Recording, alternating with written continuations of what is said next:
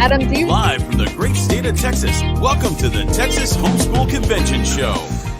We're about to go live from the Fort Worth Convention Center in Fort Worth, Texas. This year's Texas HomeSchool Convention is underway right now in Fort Worth, Texas. Get ready for a candid behind-the-scenes interview with our very special guest. The show is live, so please comment during the show. Texas HomeSchool Convention is more than a podcast show. We're a vibrant community, a gathering of people supporting one another in the incredible journey of raising the next generation of world changers. Now, grab a seat, get comfortable, and join families throughout the United States and around the world as we dive into today's conversation. Live from Texas is the Texas HomeSchool Convention Show.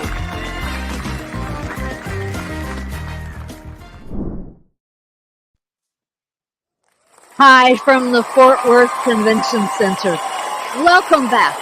And if you have been following our podcast, we want to say thank you. We are just having this opportunity powered by Spirit Media to be able to come to you live, giving conversation opportunities, some of the coolest people on the planet. And if you're not here, well, you're here. You know what I mean? Even right now as I'm talking, I'm hearing the sound of kids laughing in the background. And I know that upstairs there's a kids convention happening. There are thousands of people in this building in workshops learning about homeschooling, and in this exhibit hall, and later it's going to get even crazier with free shopping. If you're in the Dallas-Fort Worth area and you're a homeschooler or you're interested, you still have opportunity to come on over for the rest of the day. We would love to have you join us, but I know that some of you, that's not a possibility for where you live. And so we're so thankful that we get to come to you live and in replay. And I know that you're going to want to meet my new friend, Friends Forever, Maranatha Sweet from A Beka. Maranatha, welcome, welcome, welcome to the Texas HomeSchool Convention. Well, thank you for having me. I'm so excited to be here. So for those in our audience who has not been able to be part of the workshop, can you just give us some of your highlights? So I get to do two of my favorites for this convention. So one of my roles or careers, if you will, was as a professional organizer. And I get to do two sessions on helping homeschoolers be more organized and take that benefit back to their homes. And they're sister sessions. So if you attend both of them, you're going to get triple the benefit, if you will, because they build off of each other. But you can come to one or the other and you'll still get great content. And like I said, they're some of my favorites. I have such a good time with those who come into the workshops and just talking through how to make that benefit them. I love it. I love organization. It just is so satisfying. I know some people don't like it. I am a minimalist. Clutter makes me crazy. Maybe that's the way you are. So could you maybe just give us some behind the scenes tips? Well, I'll be honest with you. I am not a minimalist, but I do try to decide what's useful in life. And I'm more into the like Mary Poppins kind of person who always has everything, the just in case kind of things, but in a way that's very functional. For example, my kitchen does not have a junk drawer in it. Really?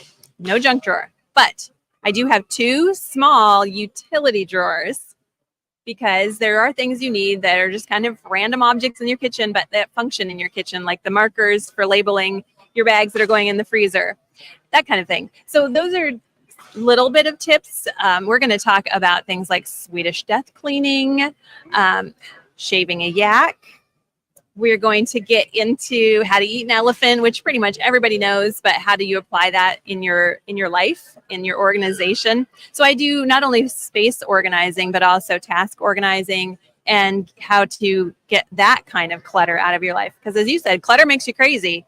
And if it's mental clutter, that's just as difficult to work through as physical clutter is in your home. Whoa. I feel like we should stop right now and do some reels of her saying, okay, here's a tip. Okay, so imagine the camera is stopping and you're going to go on and give us one tip. What could that be? Start with a blank slate. When you're going to organize clean that space out completely, and then only bring back the things that you actually use in that space, or in, for example, the junk drawer turning into a utility drawer. Only the things that actually function go back in there. So those random things that you don't actually know what they're from or what they do, but you're holding on to them just in case, they're important, they go. Okay. So now, if you have any organizational questions or anything that's just you think that Maranatha would have an answer for, drop it in comments. And if we don't get a chance to respond, I mean, things are pretty crazy around here right now, but we will respond. And if you have questions specific for Maranatha, we will make sure to get those to her so that she can get back with you.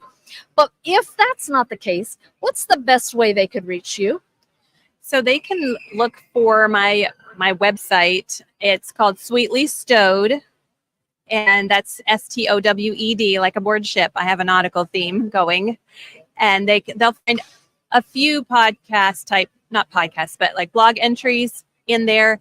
Because I'm now working for A Beka, I'm no longer full-time organizing, so my website is current, but it's not fleshed out the way it would be if I were actively working right now with organizing, although I still have clients and I still do random organizing, like a friend who was in the hospital, so I had free access to organize the pantry.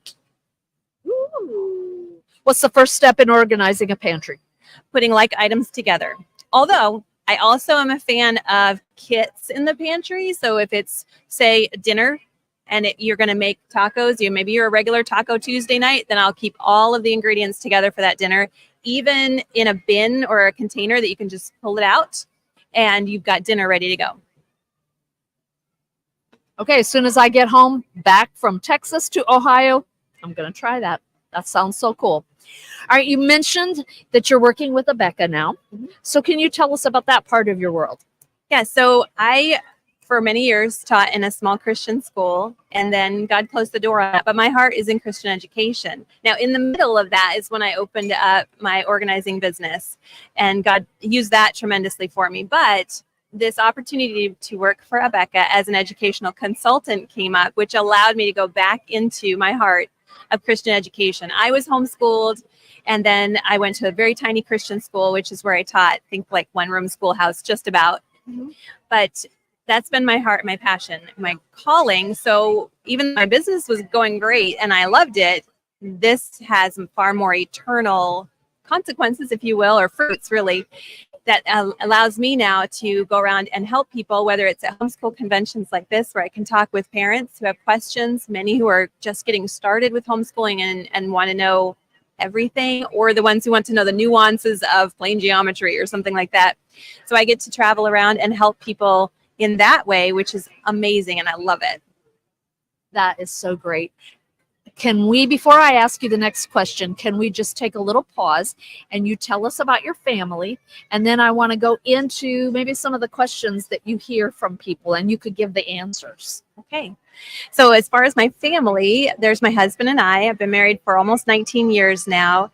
God has not blessed us with children. So for me, I so enjoy being out with families that are at homeschool conventions. Of course, when I was teaching, those were my children, my kids, yes, right? Yes. But my really credit my mom. My mom's my favorite teacher.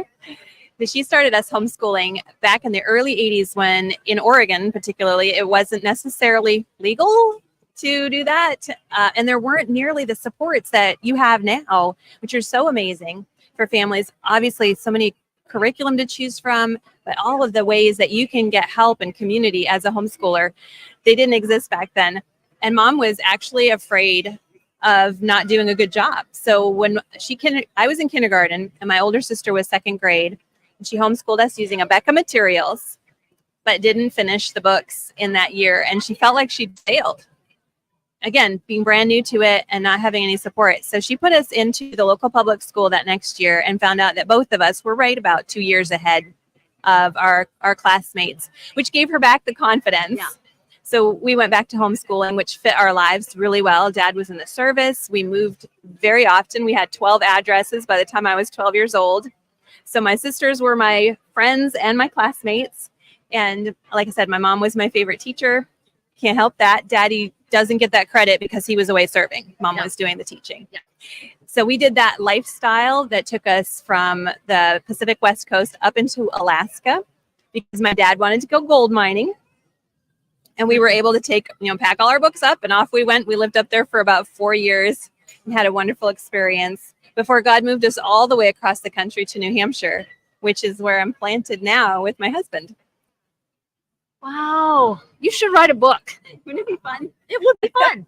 I know. You would read it, right? I know you would.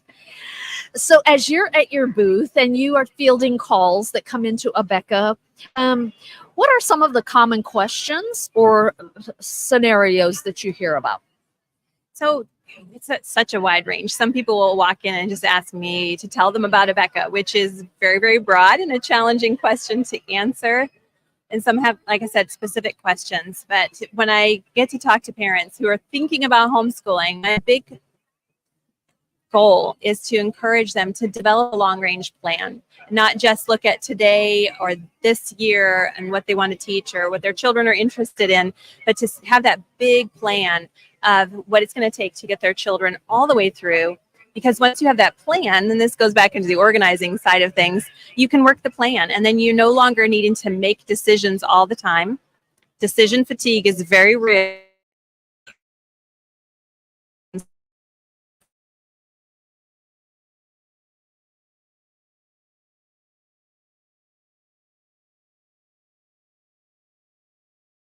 Every day, what to do for dinner.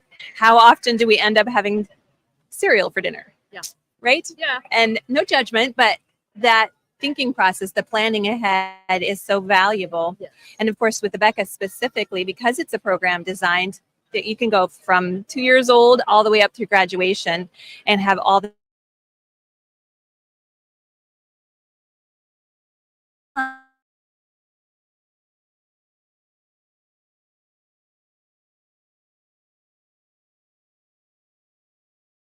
what we call cross-subject correlation using spiral review. So if a child doesn't quite get the concept 1 year, it's going to be reviewed again in the upcoming years, which gives a lot of peace of mind for parents. It really does.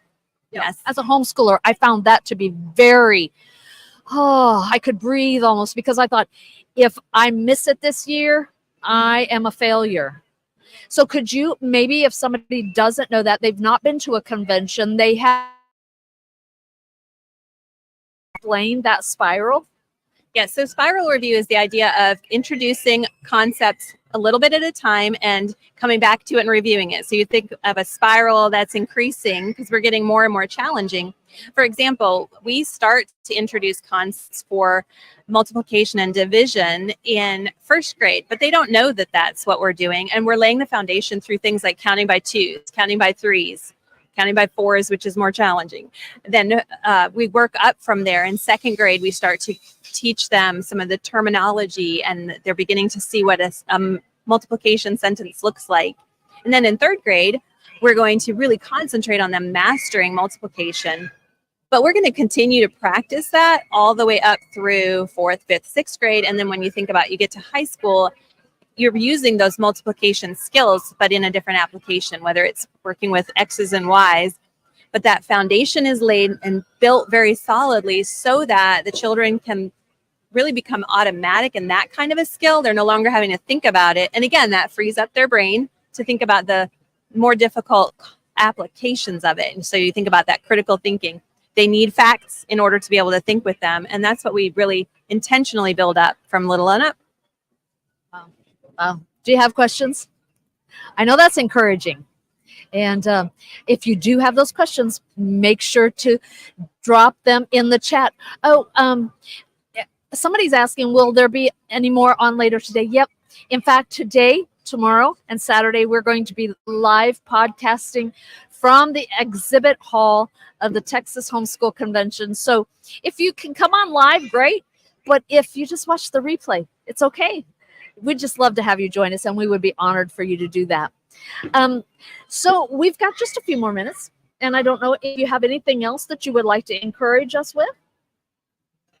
So as I shared, my heart is for Christian education, having that intentional instruction of children to raise them up in the nurture and admonition of the Lord. And I know that that's the heart of many homeschoolers as well, that there is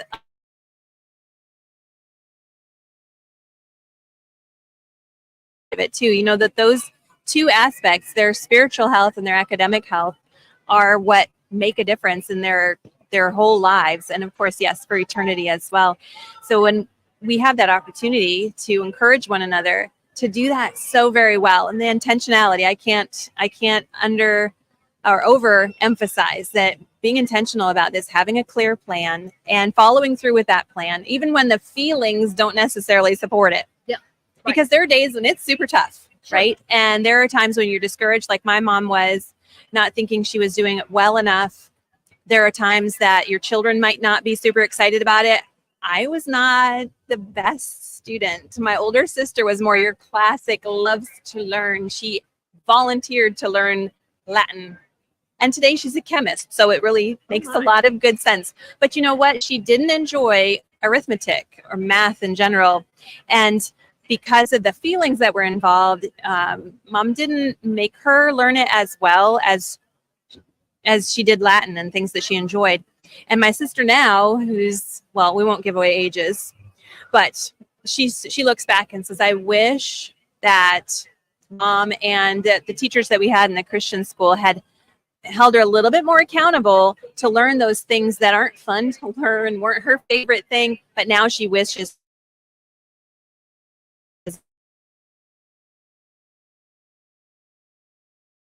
sense.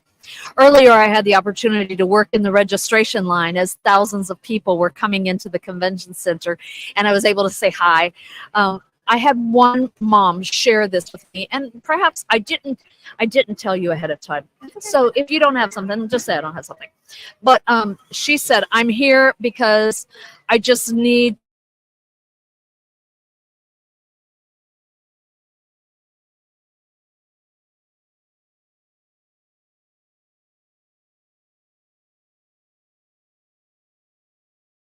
day after day, and then my house is out of control and I just want to quit. If you could talk to that mom.